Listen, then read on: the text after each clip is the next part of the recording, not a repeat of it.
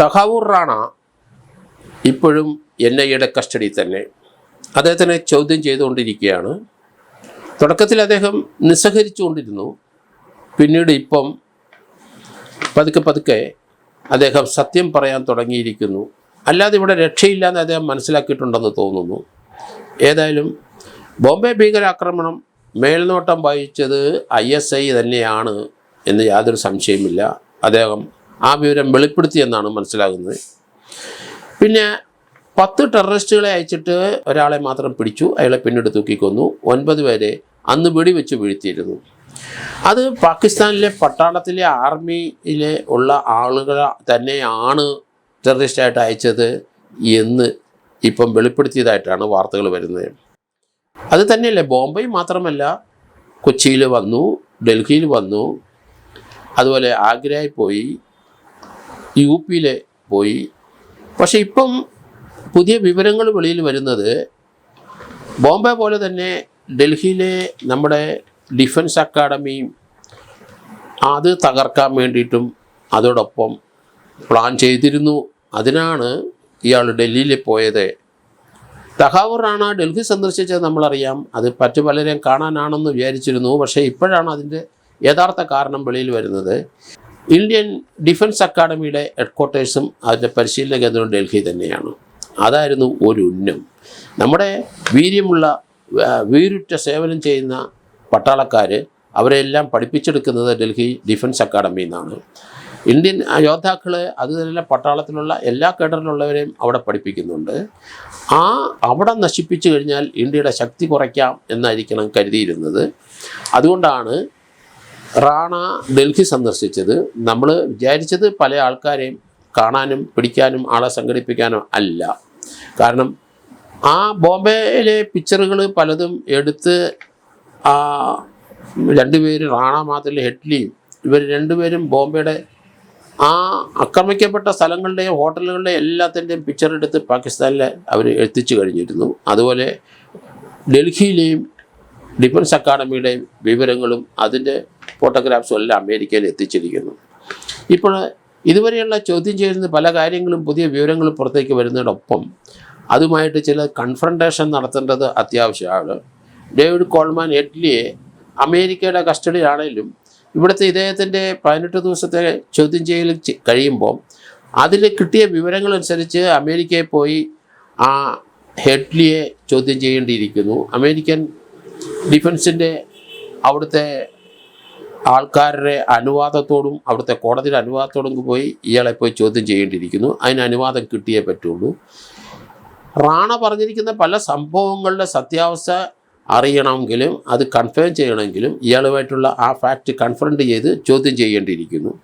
അതിന് Indian delegates തീർച്ചയായിട്ടും USA പോകും എന്നാണ് ഇപ്പോൾ അറിയുന്ന വിവരങ്ങൾ. അത് തന്നെയല്ല, ഡേവിഡ് കോൾമാൻ ഹെഡ്ലി അമേരിക്കയിൽ എല്ലാ കാര്യങ്ങളും തുറന്നു പറയുന്നത് അതിനുമുമ്പ് ഒരു കണ്ടീഷൻ വെച്ചിരുന്നു. തന്നെ ലോകത്ത് ഒരു രാജ്യങ്ങൾക്കും വിട്ടുകൊടുക്കാൻ പാടില്ല, തന്നെ ഇവിടെ തന്നെ ആയിരിക്കണം, തന്നെ എല്ലാ വിവരങ്ങളും താൻ പറയാം. അങ്ങനെയാണ് അയാൾ വിവരം. അല്ലെങ്കിൽ അയാളെ വെടിവെച്ച് കൊല്ലുകയോ അയാളെ നശിപ്പിച്ചു കഴിഞ്ഞാൽ നമുക്ക് വിവരങ്ങൾ ലഭിക്കില്ല.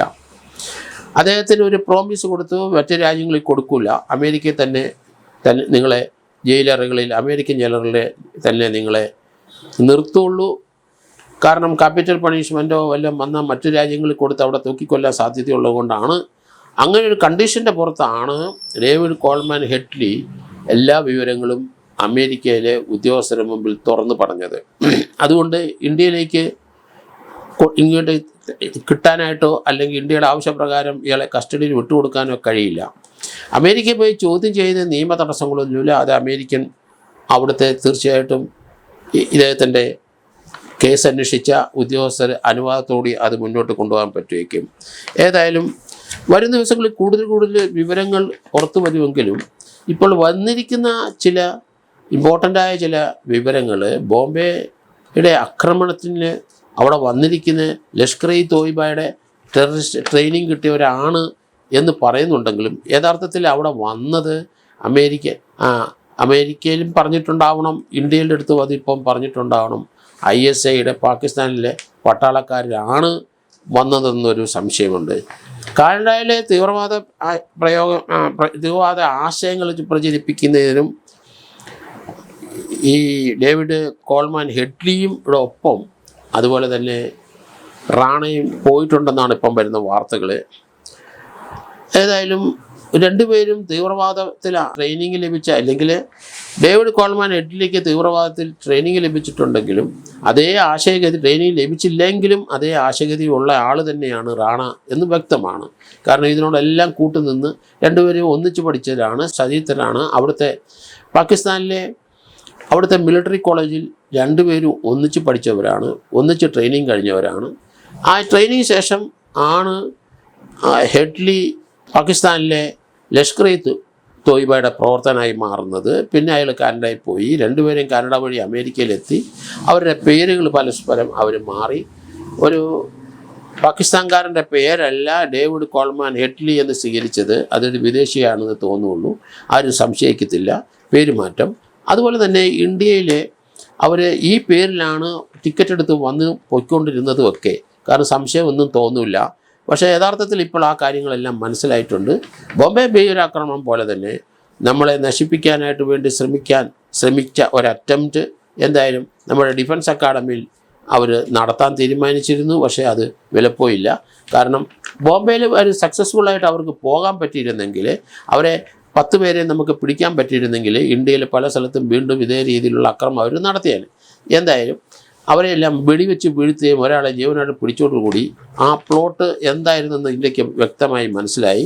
ഇപ്പോൾ റാണയെ കസ്റ്റഡി കിട്ടിയതോടുകൂടി കൂടുതൽ നമ്മൾ കണ്ടെത്തിയ വിവരങ്ങൾ സത്യമാണെന്ന് ഇപ്പം വ്യക്തമായി വരുന്നുണ്ട്. ഏതായാലും റാണയെ ഇനി 18 ദിവസത്തെ ചോദ്യം ചെയ്തതിന് ശേഷം വീണ്ടും കസ്റ്റഡി വാങ്ങാനുള്ള സാധ്യത കൂടുതലാണ്.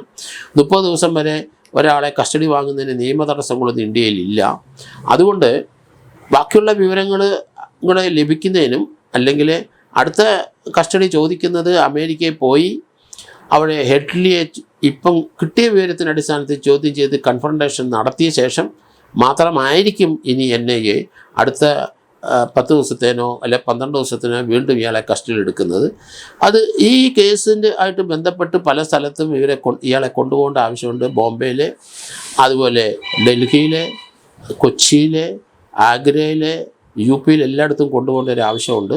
അത് അടുത്ത ട്രിപ്പിലായിരിക്കാം കൊണ്ടുപോകാൻ സാധ്യത എന്ന് ഞാൻ കരുതുന്നു. കാരണം ഇപ്പം കിട്ടിയ വിവരങ്ങൾ ആയിട്ട് അത് ഹെഡ്ലി ആയിട്ട് ഒരു കൺഫ്രണ്ടേഷൻ നടത്തിയ ശേഷമായിരിക്കും അടുത്ത സ്റ്റെപ്പിലേക്ക് പോകാൻ, അടുത്ത ഇൻവെസ്റ്റിഗേഷൻ നടത്താൻ ഉചിതമായ മാർഗം എന്നാണ് ഞാൻ കരുതുന്നത്.